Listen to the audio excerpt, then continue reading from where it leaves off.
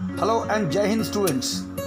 I am Surya Rakwal and today I am taking a chapter from history for class 9th. The name of the chapter is Socialism in Europe and the Russian Revolution. In this chapter, we will study how socialism emerged in Europe and what was Russian Revolution, what were the conditions which lead to the Russian revolutions. We will also study what were the effects of Russian Revolution on Russia and on the world.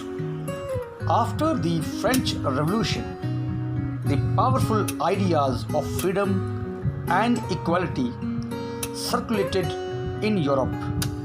The French Revolution opened up the possibility of creating a dramatic change in which society was structured.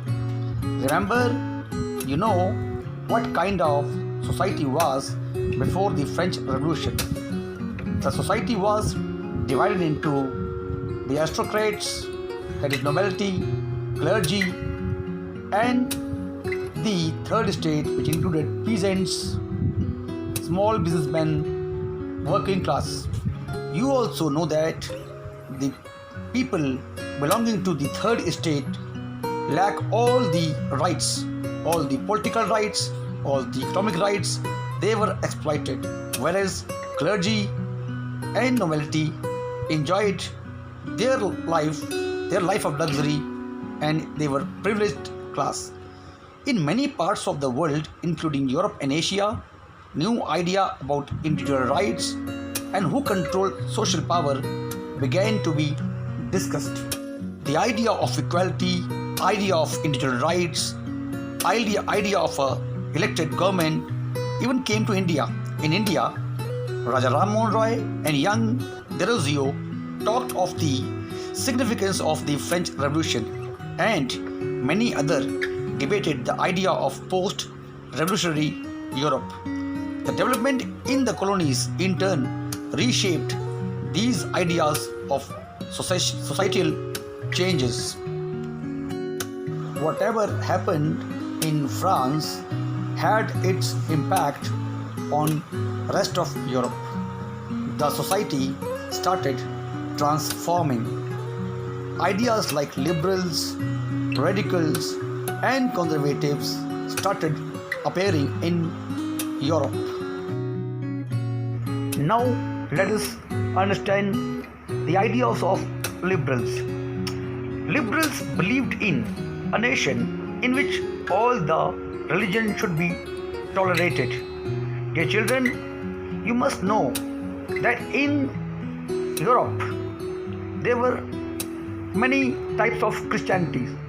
There were Roman Christians, there were Orthodox Greek Christians, there were Protestants, there were Jews, and the liberals wanted a society, a nation which tolerate all the religion. Liberals also opposed the unconsolidated power of the dynastic rule. Dynastic rule, you all know that it is a rule by the family. You all know that Europe was ruled by many dynastic families like Bourbon dynasty. The children, they wanted to safeguard the rights of the individual against the government. They also argued for a government which was representative in nature, which was elected. That means liberals wanted an elected parliamentary form of government. They further argued that the government must be subjected to laws interpreted by a well-trained judiciary, and the judiciary must be independent of the rulers and the officials. Radicals, on the other hand, wanted a nation in which government was based on the majority of country's population. Dear students, remember that the majority of country's population were peasants, were workers or business class. Many of them supported women suffragette movement. Women suffragette movement means the right to vote for women also. Unlike liberal, they opposed the privilege of great land owners and wealthy factory owners. So they opposed the land owners also and the factory owners. They were not against the existence of private property, but they disliked the concentration of property in the hands of few rich people. Finally, we had conservatives. Now, conservatives, they were the people belonging to the nobility and clergy also. They also included people who were big industrialists. Their children, conservatives, opposed to radicals and liberals. After the French Revolution, however, even conservatives had opened their mind to the needs for the change. Earlier in the 18th century, conservatives had been generally opposed to the ideas of change, but by 19th century, they accepted that some changes were inevitable, but they believed that the past had to be respected. The changes had to be brought about through a slow process. So all these ideas lead to the emergence of socialism in Europe. You all know, students, by mid-19th century in Europe, socialism was a well-known body of ideas, and this idea attracted widespread attention. Socialists were against the private property, the property owned by individuals, the property owned by the rich landlords, the property owned by the rich industrialists, and they saw it as the root for all social ills of that time. But the property were concerned only with the personal gain and not with the welfare of those who made property productive. You all know that it was the labor class, it was the working class and peasants who made the property owner more rich by working on their land. So if society as a whole, rather than single individual controlled property, more attention would be paid to collective social interests. So that's why they campaigned for the changes, and these changes lead to socialism in Europe. Dear learners, there was huge support for socialism. By the 1870s, socialist ideas spread through Europe. To coordinate their effort, socialists formed an international body, namely called the Second International. Workers in England and in Germany began forming associations to fight for better living and working conditions. They set up funds to help members in the time of distress and demanded the reduction of working hours and the right to vote. In Germany, these associations worked closely with the Social Democratic Party and helped it to win parliamentary seats. By 1905, socialists and trade unionists formed a Labour Party in Britain and Socialist Party in France. So you can see that there was support of socialism in many parts of Europe. Some parties were formed on the basis of the idea of socialism.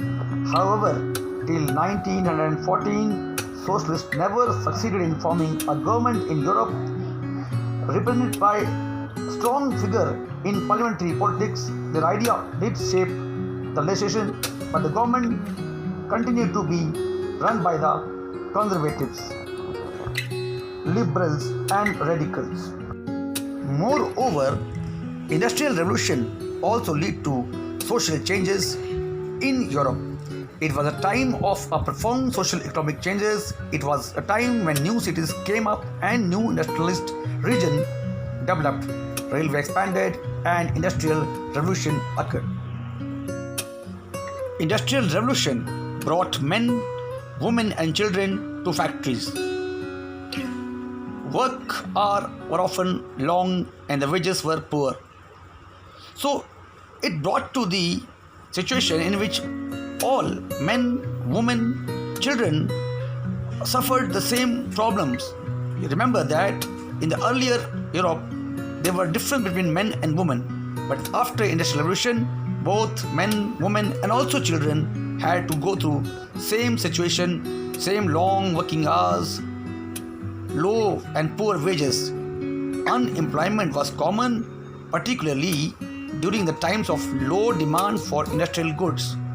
Housing and sanitation problems were in high. You all know that because the town started growing rapidly because many people started migrating from village to town. liberals and radicals searched for solution to these issues. So these issues gave the seed or the food to the liberals and the radicals. Industrialization has affected the European society. Almost all industrials were property of the individual. Liberals and radicals themselves were often property owners and employers. You all know about that. Most of the liberals and radicals were the rich people. They were the landlords, they were the industrialists, so they owned the industrial units or they owned the property. Having made their wealth through trade or industrial ventures, they felt that such efforts should be encouraged, that its benefit would be achieved if the workers in economy was healthy and citizens were educated. So they also believed in education of the workers and health of the workers.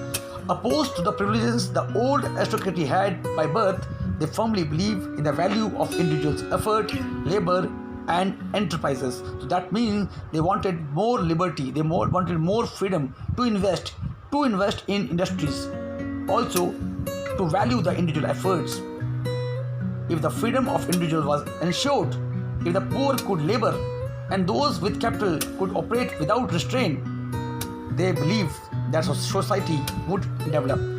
Many men and women who wanted changes in the world rallied around liberals and radical groups and parties in the early 19th centuries. Dear children, all these ideas from the peasants, ideas from the liberals, ideas from the radicals, conditions emerged out of industrialization leads to the spread of idea in Europe, and the idea was the socialism.